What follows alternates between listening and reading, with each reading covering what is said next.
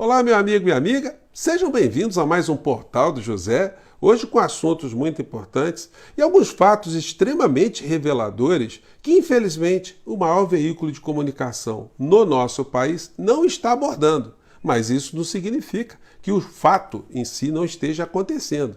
E você que acompanha o nosso portal e outros canais progressistas, certamente verá que o que está acontecendo no Brasil coloca cada vez mais perto de Bangu 8 ou da Papuda a figura do inelegível e da sua trupe.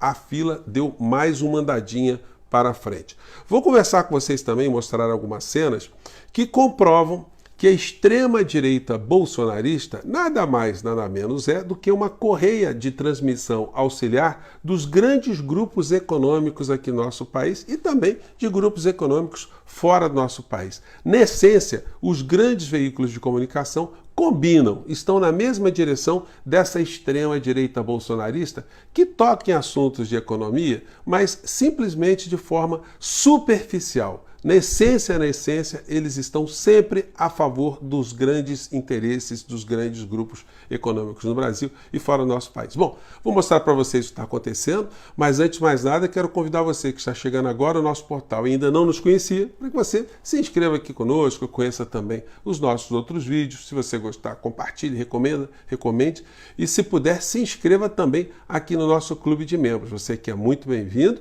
e muito bem-vinda. E nunca se esqueça de dar o seu joinha e de mandar o seu comentário aqui para o nosso portal, porque são sempre bem-vindos e são sempre considerados, tá bom? Então vamos aqui aos temas. Gente, como é que uma situação envolvendo um ex-presidente da República que está com uma penca de acusações sobre as suas costas e que teve um fato inusitado, né, um fato diferente aqui no Brasil, isso não foi abordado pelo maior veículo de comunicação? Me refiro a isso aqui, que foi abordado pela TV Bandeirantes, pelo jornal da TV Bandeirantes. Eu vou colocar aqui e vocês vão entender do que eu estou falando. Vamos lá. Opa, fala, Eneg. O ex-ajudante de ordens de Jair Bolsonaro, Mauro Cid, foi ouvido pela Polícia Federal e pelo FBI. O depoimento durou quase 2 horas e foi por videoconferência. O coronel Mauro Cid, na sede da Polícia Federal, em Brasília, e os investigadores da PF e do FBI, em Miami. Desta vez, foram os norte-americanos que mais perguntaram. Existe um acordo de cooperação internacional nesse caso. O ex-ajudante de ordens de Bolsonaro disse que apenas seguia o que era orientado pelo então presidente e confirmou que trocou mensagens com um possível comprador de um relógio Rolex em junho de 2022, avaliado em R$300 mil, recebido por Bolsonaro pelo governo da Arábia Saudita. Cid disse ainda que esteve numa loja na cidade de Willow Grove, nos Estados Unidos, para vender um outro relógio de luxo da marca Patek Philippe, avaliado na época em quase R$350 mil. Os presentes recebidos por presidentes em viagens oficiais pertencem ao Estado, portanto não podem ser vendidos. Mauro Cid foi preso novamente há cerca de um mês por descumprir regras do acordo de delação premiada.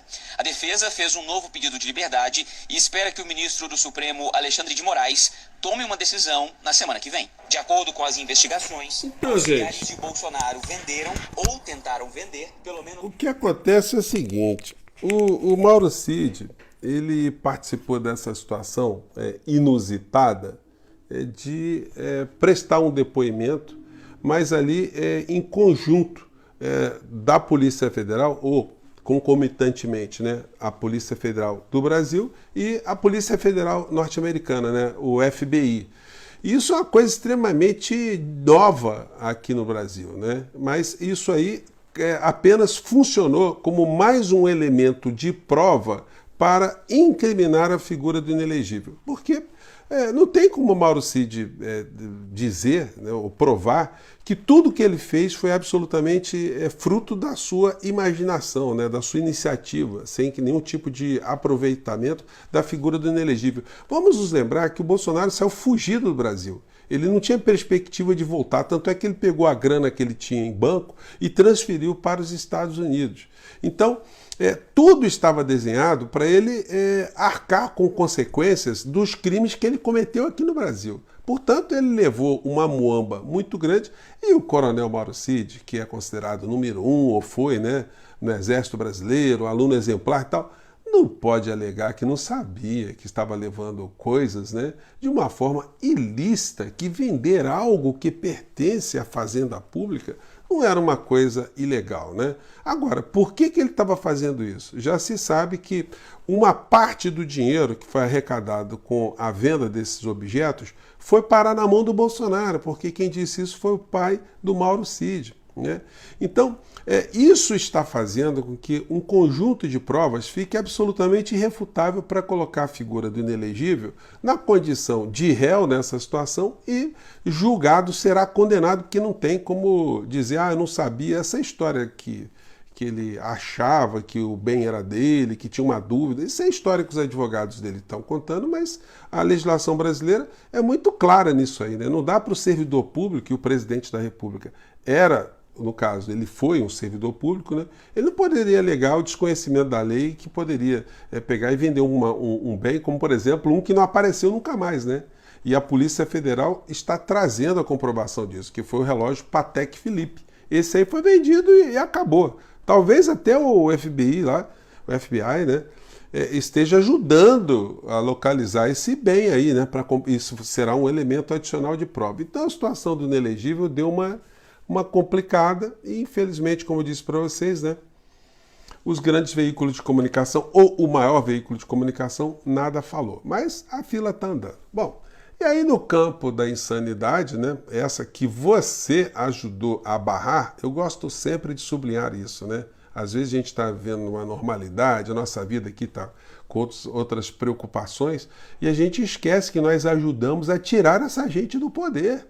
Porque se essa gente estivesse no poder, meu amigo, minha amiga, se você hoje está achando que tem algumas coisas que estão meio fora do lugar, que o governo Lula está deixando a desejar em algumas coisas, está fazendo outras, enfim, que nós temos desafios enormes no nosso país, lembre-se que se não fosse a sua iniciativa, a nossa e outros milhões de brasileiros, o cenário hoje seria o cenário mais caótico do planeta. Então, por mais problemas que nós tenhamos hoje na nossa realidade política e econômica do nosso país, é incomparável o que nós conseguimos fazer e conseguimos evitar aqui no nosso país se uma situação inversa tivesse acontecido, né? Não dá nem para comparar, como eu disse para vocês. Bom, e daí a gente vê uma situação que eu comentei aqui com vocês.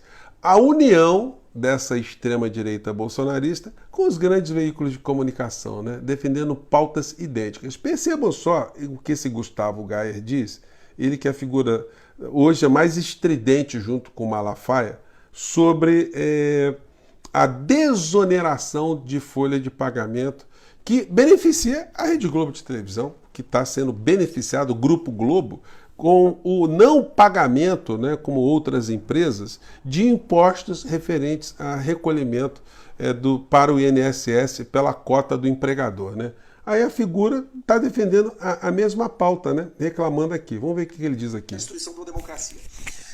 O Congresso, né, deliberou, votou e aprovou a desoneração para facilitar a geração de emprego. Desoneração é muito importante para facilitar as empresas, os empresários, para contratar pessoas gastando menos dinheiro com tributos e impostos e assim melhora a economia. O objetivo é dar uma turbinada, dar uma acelerada na economia que está passando por sérios problemas, olha só, sérias crises. Isso que esse papagaio tá repetindo, isso não tem comprovação nenhuma.